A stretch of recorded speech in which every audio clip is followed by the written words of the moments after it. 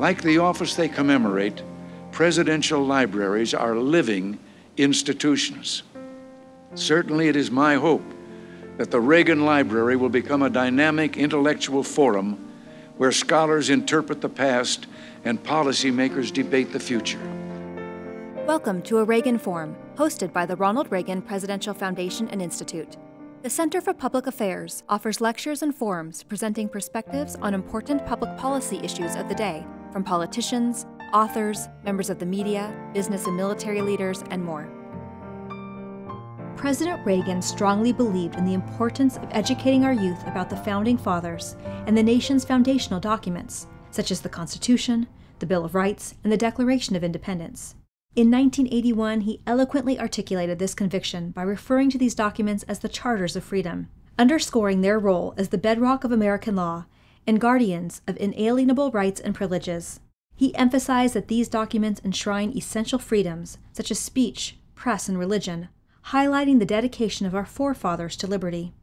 President Reagan's commitment to this educational mission reflected his aspiration to foster a deeper understanding and appreciation of these enduring principles among the younger generations, ensuring that the legacy of liberty and democracy would be preserved and cherished.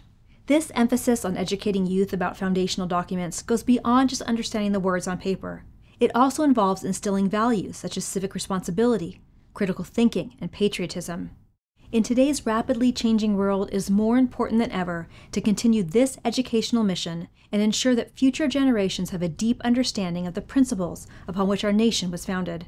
By doing so, we can uphold the legacy of liberty and democracy for years to come. As President Reagan once said, freedom is never more than one generation away from extinction.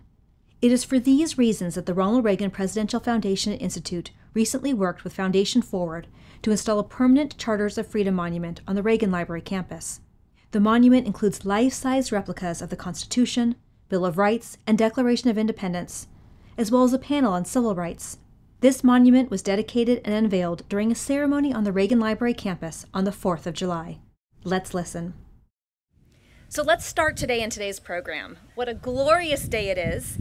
As President Reagan said in 1982 on this day, and I quote, "Years ago, one of history's greatest adventures began when a small band of patriots in Philadelphia resolved to stake their all, their lives, their fortune, and their sacred honor for freedom and independence.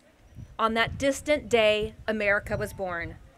Our country has been an inspiration for free men and women around the world ever since," end quote. So if you would, I'm going to ask that you please stand now for our posting of colors by the Point Hueneme NJROTC, an invocation by Lieutenant Commander Rick Robledo, Chaplain, United States Navy, and the national anthem, which will be sung by Santa Susana High School graduating student Laura James. We also ask that you remain seating until the colors have been retired. Post the colors. Well, good afternoon. If you would, please join me in a word of prayer. Let us pray. Almighty God, creator of heaven and earth, with humble hearts we come to you this day, the 248th birthday of our great nation. As we reflect upon the many blessings that you have given to us, we thank you. And through your divine will and providence, you guided the steps and actions of many a great men and women, our forefathers, as they worked and fought bravely and tirelessly to form this great country that we live in today. As we prepare now to commemorate these three great documents of our nation, the Declaration of Independence, the Constitution, and the Bill of Rights, let us never forget that many of the founding principles held within these documents have their very roots within your sacred documents. And so I echo the words of President Ronald Reagan, who said, "Of the many influences that have shaped the United States into a distinctive nation and people, none may be said to be more foundational and enduring than the Bible. The Founding Fathers believed that faith in God was key to our being a good people and America's becoming a great nation." As I close, let us turn our hearts and prayers now for peace across the world. As many conflicts and wars are currently raging on, we ask for your divine protection to be upon all our servicemen and women, and especially our allied nations and our partners. We lift up this prayer to you and this day to you, our God. May we turn our hearts to you, Lord, so that you would continue to bless our land. In your most holy name we pray. Amen.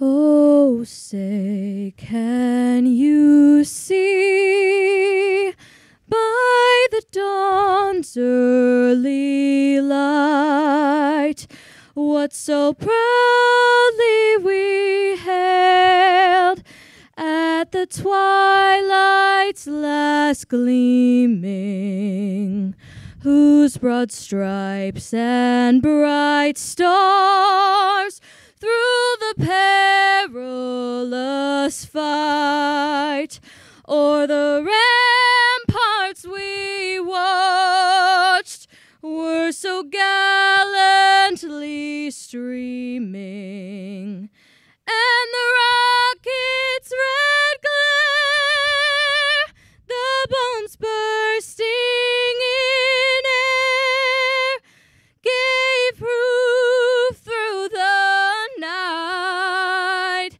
that our flag was still there.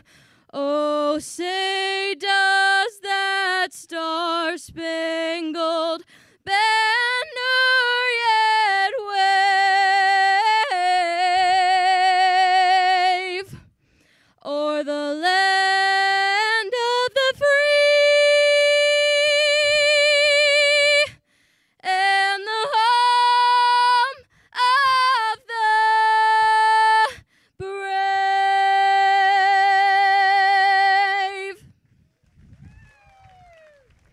And if I could just say, you know, we here at the Reagan Library hold events all the time with military honor guards and professional singers, and it was very important to us to bring in high school students and younger people to be a part of today's program, and one of the best honor guards and one of the best singers we've ever had. So let's give them another round of applause.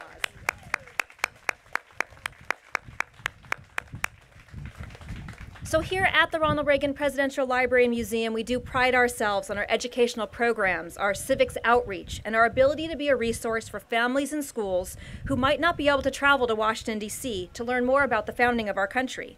And this is why we're together right now. President Reagan strongly believed in the importance of educating our youth about the Founding Fathers and the nation's foundational documents, the Constitution, the Bill of Rights, and the Declaration of Independence. In 1981, he eloquently articulated this conviction by referring to these documents as the Charters of Freedom, underscoring their role as the bedrock of American law and guardians of inalienable rights and privileges. He emphasized that these are documents that enshrine essential freedoms such as speech, press, and religion, highlighting the dedication of our forefathers to liberty. President Reagan's commitment to this educational mission reflected his aspiration to foster a deeper understanding and appreciation of these enduring principles among the younger generations, ensuring that the legacy of liberty and democracy would be preserved and cherished forever. This emphasis on educating youth about foundational documents goes beyond just understanding the words on paper. It also involves instilling values such as civic responsibility, critical thinking, and patriotism. In today's rapidly changing world, it is more important than ever to continue this educational mission and ensure that future generations have a deep understanding of the principles upon which our nation was founded. By doing so, we can uphold the legacy of liberty and democracy for years to come. It is for these reasons that the Ronald Reagan Presidential Foundation Institute has been working with Foundation Forward to install this permanent Charters of Freedom setting on our Reagan Library campus. This setting includes life-size replicas of the Constitution, the Bill of Rights, and the Declaration of Independence, as well as a panel on civil rights. We are so deeply honored to be the first location in California to house this historically significant memorial. Sitting adjacent to this permanent memorial is our Gold Star Family Memorial just over my right shoulder, and President and Reagan's final resting place over my left. This area has truly become a key feature of our Reagan Library campus. To talk more about the educational impact the Charters of Display setting will have on our campus, I'd now like to invite our Chief Learning and Program Officer, Richard Schroeder, to come say a few words. Richard? It's an amazing setting to be here today, and I'll start by asking two questions.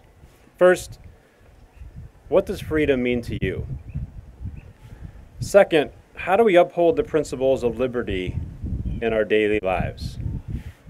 These are questions we're pondering as we commemorate our independence. Freedom and liberty are not just words. Some call them the bedrock of our nation's foundation, the principles our forefathers fought valiantly to secure. Ronald Reagan has said, quote, "Freedom is never more than one generation away from extinction." He recognized that the torch of liberty must be passed with vigilance and care, and his leadership emphasized the importance of preserving our freedom while fostering a society that champions education and the betterment of all of its citizens. Education is a keystone to the arch of freedom and liberty. It empowers individuals to think critically, make informed decisions, and contribute meaningfully to society. Ronald Reagan firmly believed that education is a tool to safeguard our freedoms. He once said, "Education is not the means of showing people how to get what they want. It's an exercise by means of which enough men, it is hoped, will learn to want what is worth having." The liberties we enjoy today came at a great cost, and it's our responsibility to honor and sacrifice the people who brought them to us. The Charters of Freedom are a way to enhance our understanding of the freedoms we hold dear. These documents changed not only where we live, but the world. They guarantee our freedoms and ensure that we have a chance to pass on the understandings of them from generation to generation.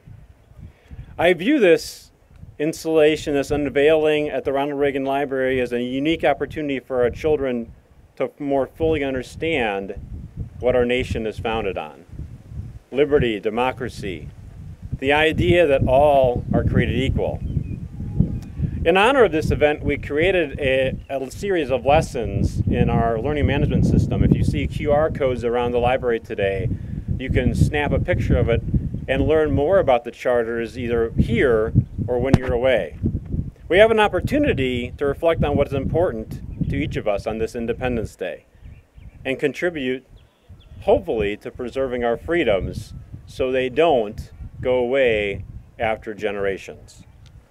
I always want to end these comments by having a little bit of celebration in the room. It's the 4th of July. Fireworks will be around this place sometime soon. So if you could all join with me on the count of 3, say the following. Happy birthday, America. 1, 2, 3. Happy birthday, America. Happy 4th of July. Thank you, and God bless America. And I always get the opportunity to introduce people.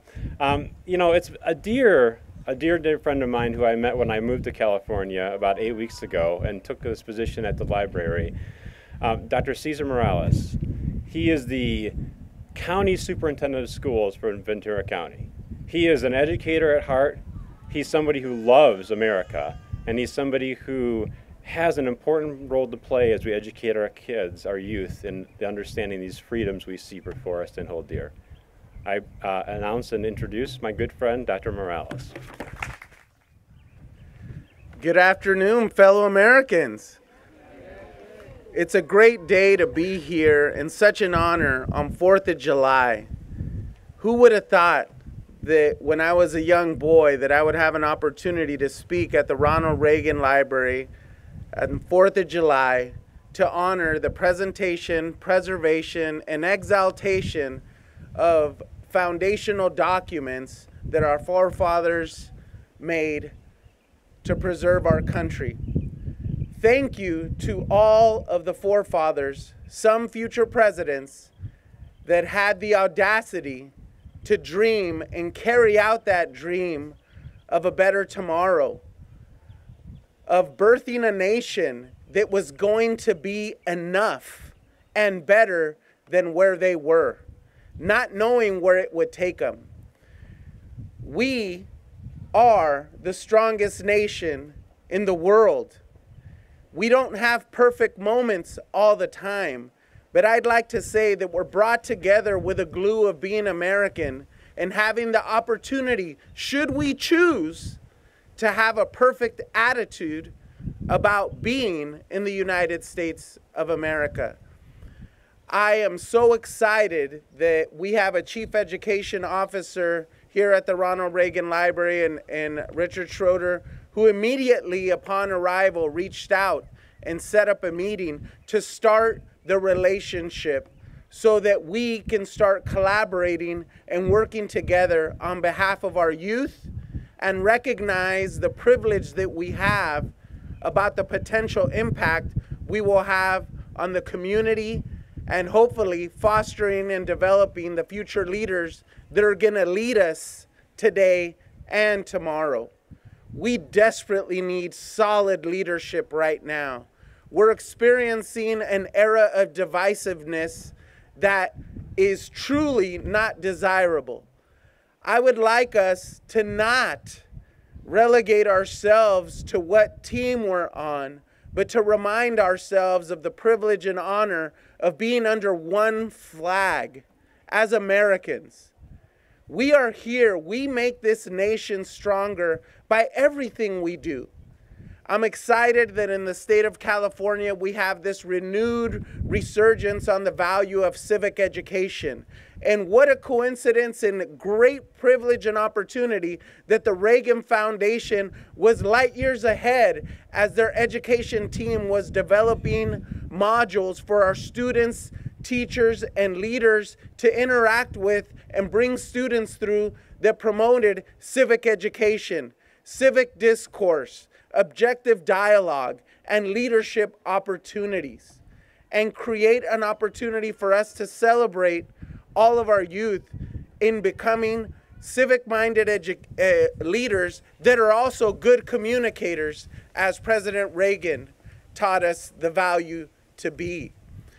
Being a civic-minded person and promoting it is not only honoring the forefathers and our presidents and our senators, our mayors and elected officials, but it's also celebrating our neighbors, our fathers, our aunts, uncles, grandparents, our people that have made this nation what it is today, the strong place that it is, where we can turn to our friends, like my special guest, Sergeant Hak Wan, who came from Burma, became a citizen and served our military with honor, later becoming a businessman who not only provided for himself, but provided employment for many families. Like his wife, Charlotte Wong, who's an elementary school teacher in Oxnard, serving in a profession that is not fitting of the salary that we compensate her, but provides hope in education so that the youth of our nation will have the best that they have. And I thank all the teachers, I thank all of our citizens and veterans of our military that are the bedrock of this nation. And to all the first responders and public servants, we almost had a scare here last night with a fire the last 48 hours. What would we do without our law enforcement, firefighters, and public agencies that really responded quickly so that we can continue to have this glorious event today, because the fire was upon us. And we have much information here in Ventura County with fires. I'm glad they did a great job with that. But I ask ourselves, as we're here before these amazing documents that are a testament of the strength and privilege it is to be an American, that we do our part, that we take the baton that we all have as private citizens and making our households stronger, our family units stronger. Then let's venture off to our block, our neighborhoods, our cities, our counties, our state, and our nation. The problems of today may seem gargantuan and big, but they start with such small habits that we all as private citizens can do every day. and that collective efficacy will be what preserves this nation what it is. One nation under God, indivisible, with liberty and justice for all. And if I believe that this, yes,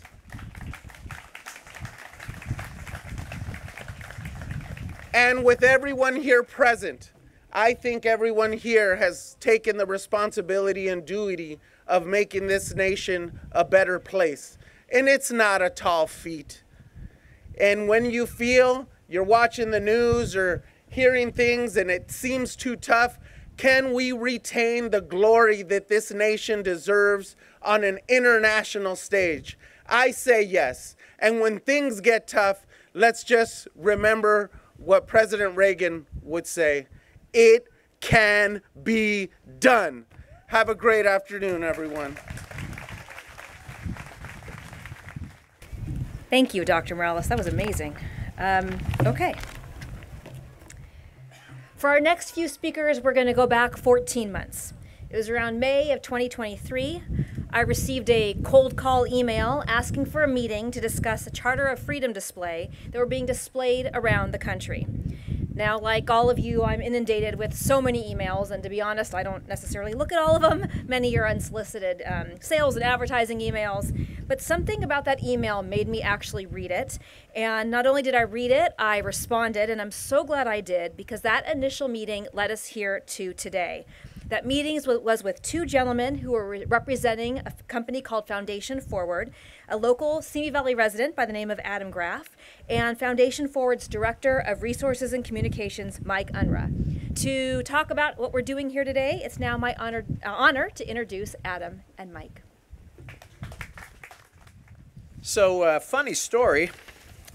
I had written this wonderful patriotic speech while I was on an airplane heading on a family vacation. I hit all the points, paid all of the tribute. You were going to hear this speech and say, wow, who is that guy? And then, thanks to the generosity of Alaska Airlines' free in-flight messaging program, about 15 minutes before landing, I received a message from my friend Mike Unruh, answering the question I had asked him many hours before. So, Adam, my recommendation is that you don't talk about the history of the original documents or their importance to our community and nation. Several other people will probably do that, so you'll want to be unique. Thanks, Mike. But I do have another speech. Here's speech number 2, a unique speech. During the pandemic, like many of you, I couldn't go out and do anything. Everything was closed. Meeting with others outside of your family unit was verboten. It was not a particularly great time. And so, I spent a significant amount of time online, joining various groups and social media gatherings to have some kind of interaction with other people, even if only through a computer screen. And it was in one of those groups that I met a man by the name of Michael Unruh. Mr. Unruh did not live anywhere near me. We were and are separated by a 3-hour time difference and about 2,500 miles. But we both liked Caribbean rum, so there was plenty to talk about. And we began gathering in the same Zoom space every Friday evening. There was literally nothing better to do. And after a while, when rum was exhausted, I asked Mr. Unruh what he did for a living. And he said, "Oh, I work for a nonprofit." "Really? What kind of nonprofit? What does it do?" "Oh, it's this thing where we create monuments based on the Charters of Freedom." Excuse me? Monuments? Charters of Freedom? You really buried the lead here, buddy. Tell me more about this. And he did. He told me about how the founders, Vance and Mary Jo Patterson, were moved to tears by their visit to the National Archives. He told me about how that experience was so profound for them. They decided they wanted to create true-to-life replicas of those documents and that they were trying to place them in as many communities as they could. I said, "That sounds like a very meaningful project. There's so much division today in our political discourse. It's easy to forget the things that we have in common as Americans. Have they been able to place one of those in California? Not yet. And then the wheels began to turn. Hey, Mike, I know a place that might be interested in having one of these. It's actually right here where I live, in Simi Valley. Did you know that the Ronald Reagan Presidential Library is less than 2 miles away from my home? Why don't you come out here and offer it to them? Even if they say no, at least we get to meet each other in person. That was a fun idea. But amazingly, this plan apparently worked, because here we stand. And I am so grateful and so proud that the Ronald Reagan Library is the first presidential library and the first location in the state of California to host a Charters of Freedom monument. And what a setting.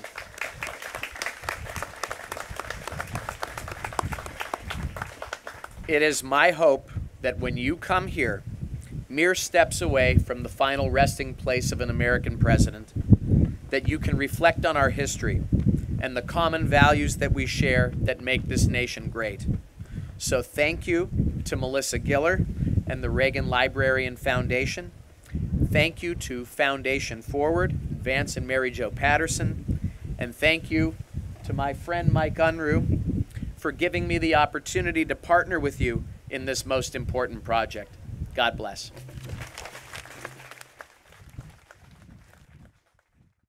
More from our July 4th Charters of Freedom Monument unveiling program after this message. The Ronald Reagan Presidential Foundation is the nonprofit organization created by President Reagan himself, and specifically charged by him with continuing his legacy and sharing his principles: individual liberty, economic opportunity, global democracy, and national pride. We must remain vigilant and work together to share these conservative principles with younger generations. Your role is critical to move our mission forward. Thank you for your continued support. Please visit reaganfoundation.org/give. That's reaganfoundation.org/give. Now back to our July 4th Charters of Freedom Monument unveiling program.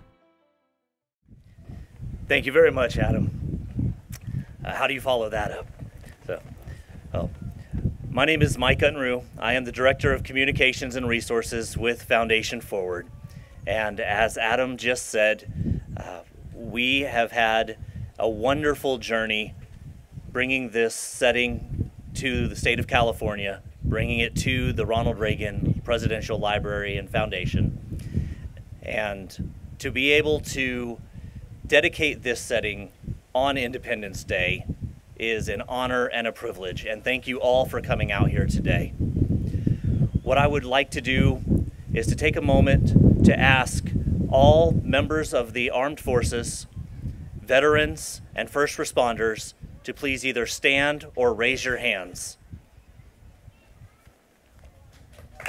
Thank you very much.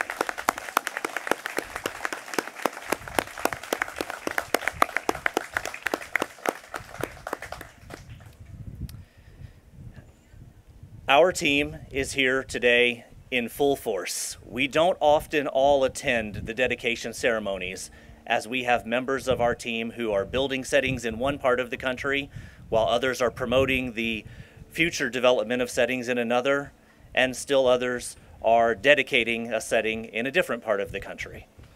We have traveled over 15,000 miles and dedicated 11 new settings in the past 9 weeks. From Daytona Beach, Florida, to Eureka, Illinois, to Simi Valley, California.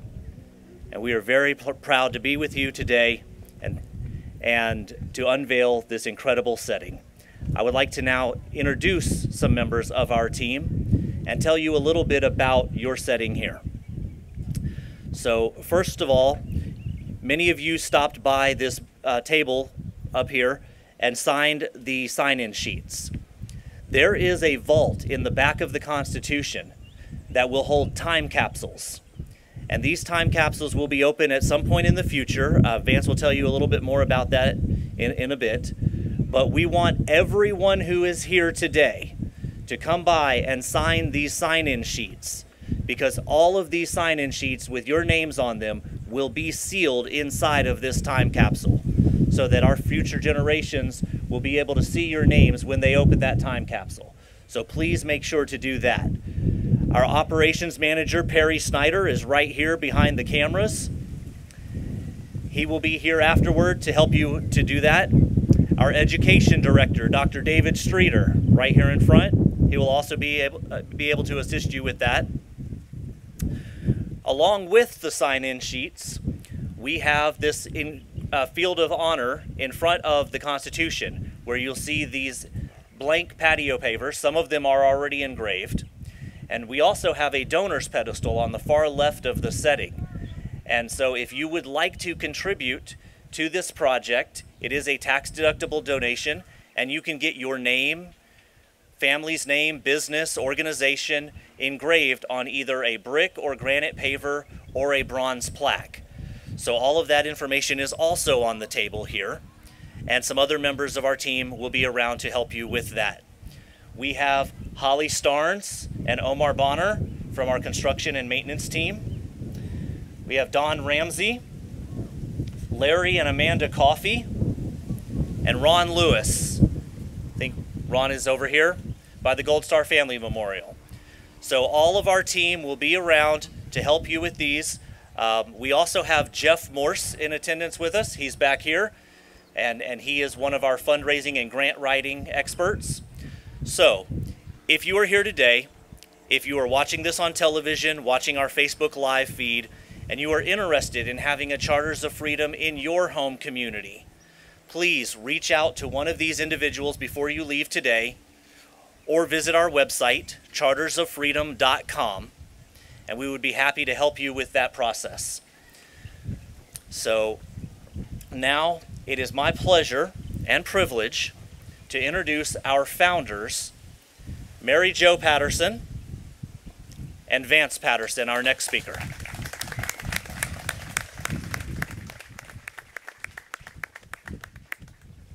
You are to be commended for making the effort to be here today. My question is, are you ready to be a part of history? Because we're going to dedicate your Charters of Freedom. It's going to be here for the next 300 to 500 years, and your future generations are going to know you were here. My name is Vance Patterson. I'm a father of 4, married 49 years to my wife, Mary Jo, which makes her a saint. We're from Burke County, North Carolina. That's in the western part, about halfway between Hickory and Asheville, surrounded by the Blue Ridge, the Black, and the Southern Mountains. I'm a businessman. I started a company in 1989 to make industrial fans to keep employees cool. We actually make things out of metal, ship them across the country and around the world. I'm a very proud American manufacturer. I'm going to tell you a little about the inspiration behind the foundation that helped bring your Charters of Freedom here to Simi Valley. I'm going to tell you a little about the setting itself, and then I'm going to leave you with a challenge to take with you.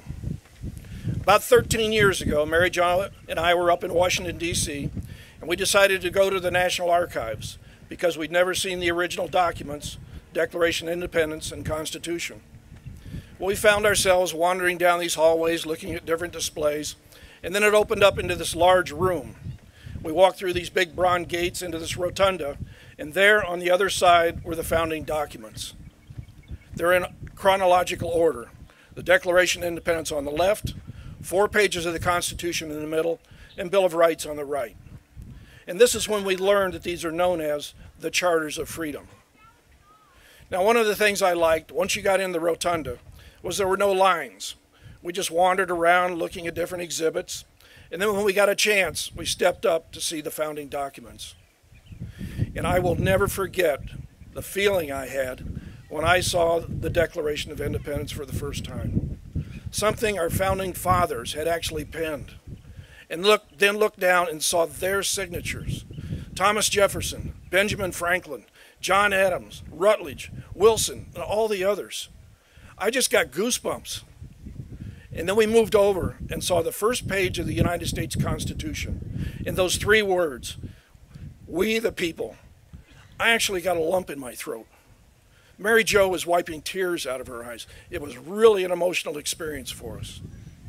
Well, the following year, back in Burke County, I got to thinking about that experience.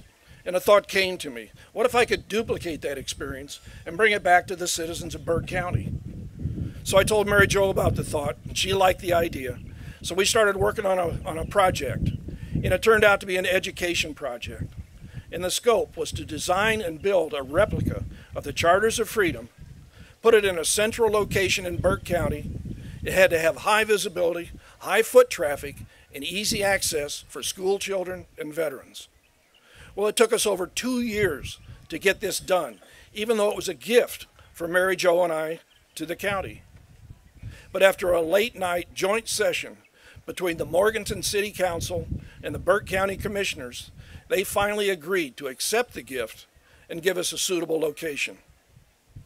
Well, there was something we hadn't told anybody. You see, we'd only seen these documents once, and there are no prints, no mentions, dimensions, no measurements, nothing available to the public. So the next morning, we got in the car, drove back up, walked into that rotunda, and now they won't let you take out a tape measure and start measuring a national treasure. But we had a plan. We walked into the rotunda. Mary Jo went one way, and I went another. And I stepped up in front of the Constitution,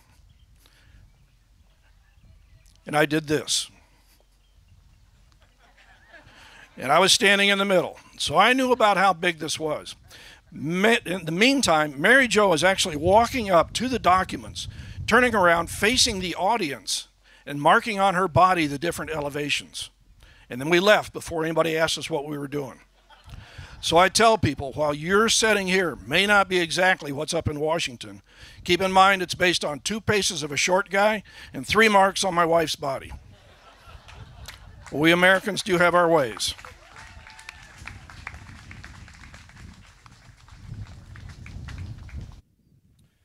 Well, on July 2nd, 2014, we dedicated the first Charters of Freedom setting outside of Washington, D.C., in downtown Morganton, North Carolina, on the old Burke County Courthouse Green.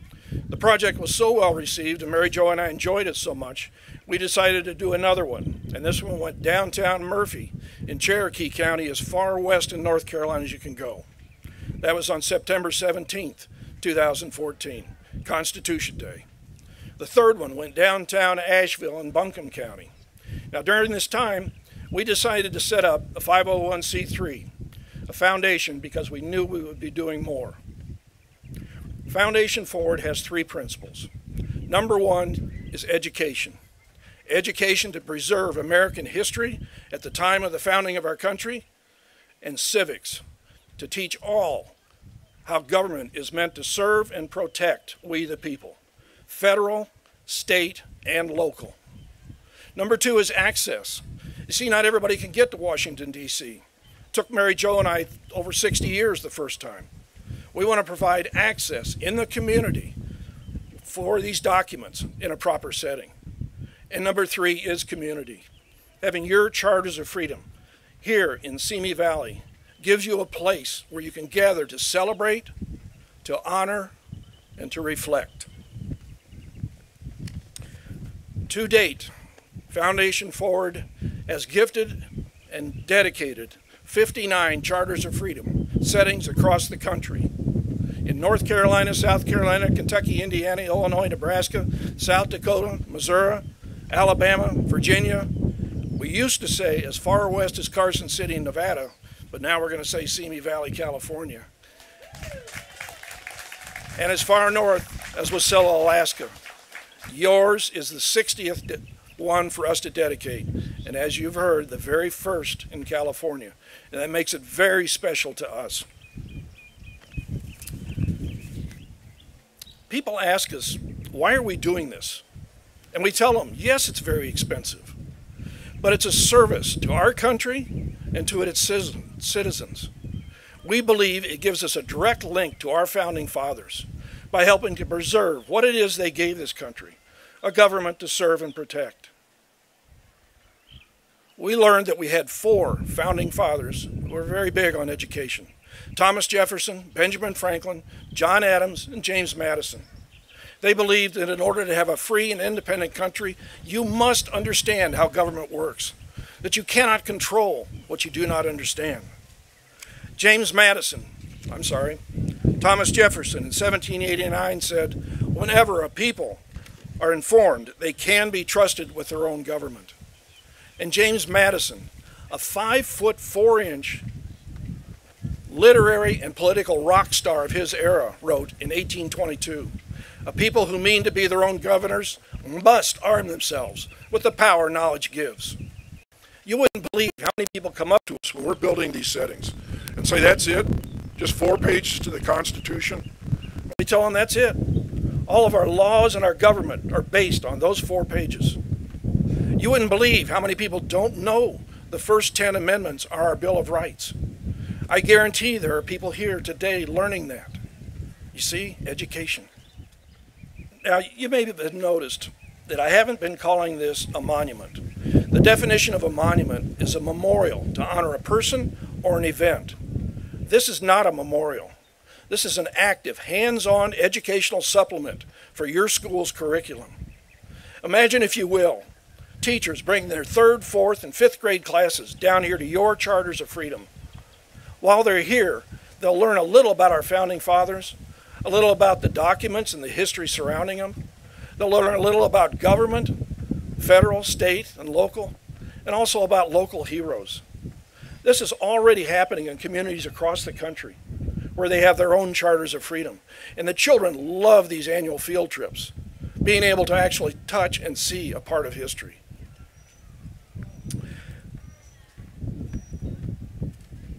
You may have noticed that there's another setting here that's not part of the Charters of Freedom. When I would be traveling across the Carolinas, making presentations, and across the country, sometimes when we get down to the end, they would ask me a question. What about the other amendments? And I knew what they were talking about. The 13th, 14th, and 15th. The 13th abolishes slavery. The 14th guarantees citizenship. And the 15th guarantees the right to vote. And I'd say, well, those are very important, yes, but they're not part of the Charters of Freedom, so they're not part of the gift. And sometimes the discussion that followed would get in the way of them accepting the gift. So I got to thinking over the years, this is much more than just about the experience marriage when I had. This is about education, and people need to know that those rights are in place. So I did some research and learned that there has never been a document listing all of the civil rights amendments, because there's 2 more that need to be added.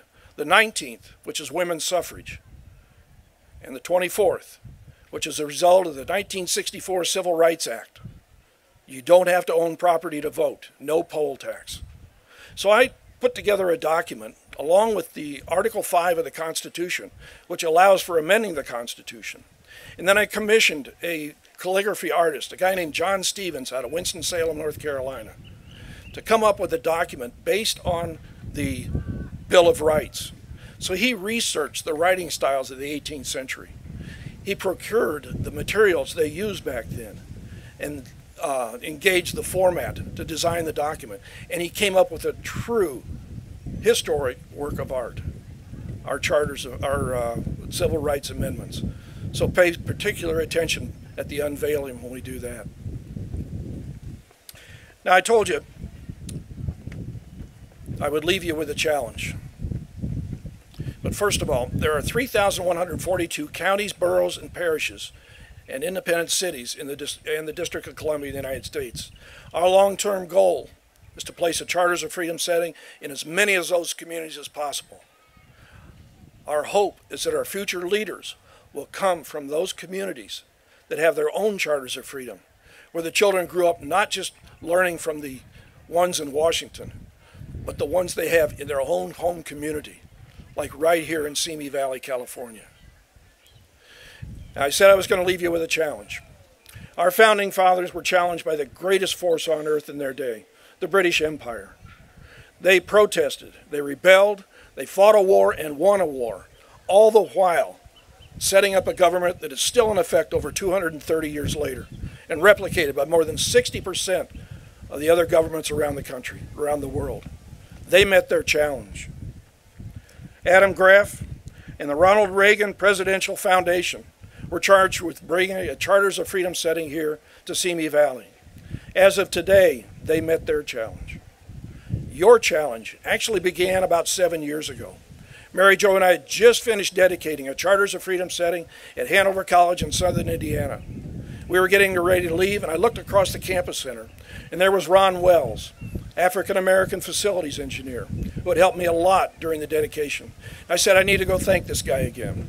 So I walked over, and I'm shaking Ron's hand. I said, Ron, thanks again for all your help. And he said, thank you for making this donation to our community.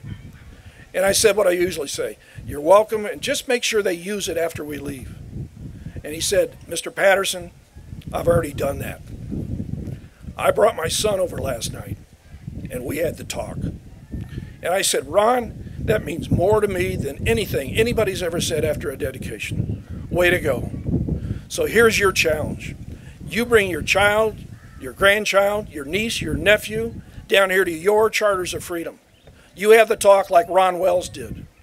You tell them about their freedoms and rights and how those freedoms and rights give them an advantage over the rest of the world to pursue their passion, to chase their dreams, to accomplish their goals, and get out of life what they want to get out of life. You do that. And Mary Jo and I, all of Foundation Forward, as far as this gift is concerned, we'll call it even. Thank you.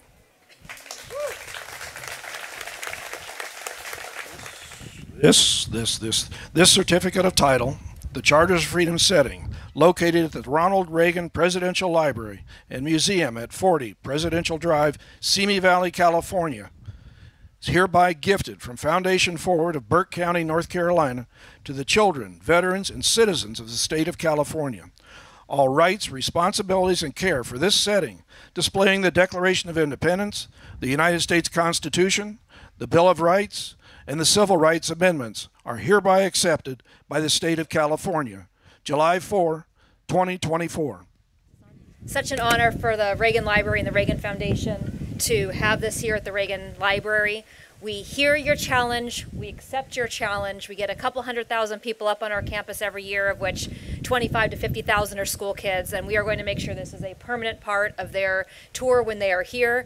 I have adult children. Next time they are on campus, I will show them as well. So thank you so much. It's an honor, and it's an honor to be your first location in California. Thank you so much. All right, we've got just two more things to do. One is a cannon salute. So if all my volunteer cannoneers will please report to Command Sergeant Major Perry Snyder, U.S. Army retired. He'll do some explaining for them. Mike mentioned that there's a time capsule in the back of the Constitution. It'll be in a vault. We're not going to seal it today, of course. In that time capsule, we're going to put letters from the community, from education, from law enforcement, from military, from the schools, students. There'll be some from me and the foundation. Also memorabilia of the era. It'll be sealed up probably in about 4 months, and it won't be opened again until September 17th, 2087, the 300th anniversary of the United States Constitution. Now all vaults are going to be open the same day, so it's going to be a pretty interesting day. We are going to give the combination to the safe to Dr. Morales. So if there's a problem opening the safe on that day and you're here, you know who had it last. All right, we're going to do a cannon salute. I knew I wanted to do that at the first dedication I did, but I didn't know how many times to fire the cannon. So I did some research and learned that the cannon salute originated back in the 1700s. Ships pulling into port would want to show the port they meant no threat, so they'd turn their cannons to sea and discharge 3 rounds. The port, having more cannon and more powder, would answer 7 in kind, thus a 21-gun combination. So I knew that wasn't right, and I had done business up in Scotland, up in Edinburgh, and they told me the story how the British, or the Scottish, liked the way the British marked the time of day at noon. They would fire 12 rounds in their cannons so that the ships, captains, and the owners of the shops could set their clocks. Well, the Scottish, being Scottish, and that is my heritage, reasoned why fire 12 rounds at noon? They could wait 1 hour and save 11 rounds. So every day there is a howitzer in the old fort in Edinburgh that goes off at 1 o'clock. So my number was somewhere between 1 and 21. And I decided on 7, partly because of history, but also because there are 7 articles in the United States Constitution. We will fire 1 round for each article of the Constitution. Are my cannoneers ready? My drummer today is Jim Thompson. Jim Thompson, ready to be a part of history. Drum roll, please. Article 1 defines the legislative branch, the House of Representatives, and the Senate. It describes their powers and responsibilities.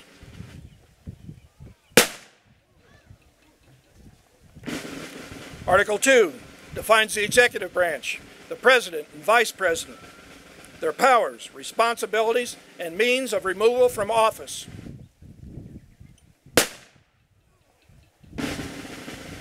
Article 3 sets up the judicial branch, the Supreme Court, and the lower court system. It protects the right of trial by jury and defines treason.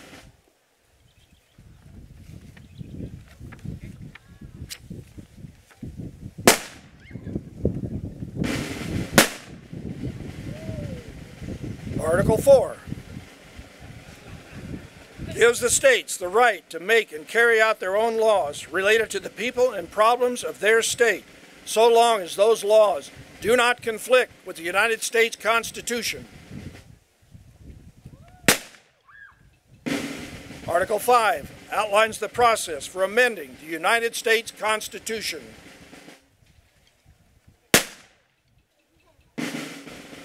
Article 6 sets the United States Constitution as the supreme law of the land, to which all leaders, including the legislative, executive, and judicial, must be loyal.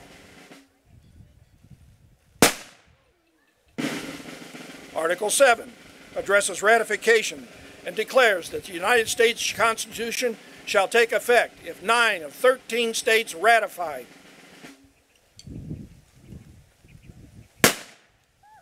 Children, veterans, and all citizens of California, I give you your charters of freedom.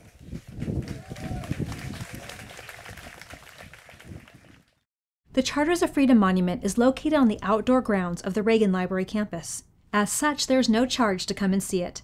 The campus is open from 10 a.m. to 5 p.m., 7 days a week, closed only on Thanksgiving Day, Christmas Day, and New Year's Day.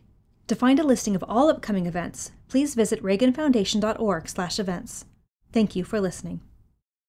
For more information on the Ronald Reagan Presidential Foundation and Institute, including information on how to become a member, information on upcoming exhibits at the Reagan Library, and more information on the legacy of President Reagan, please visit reaganfoundation.org. And don't forget to like and follow the Reagan Foundation on all social media platforms. Until next week, thanks for listening. God bless you.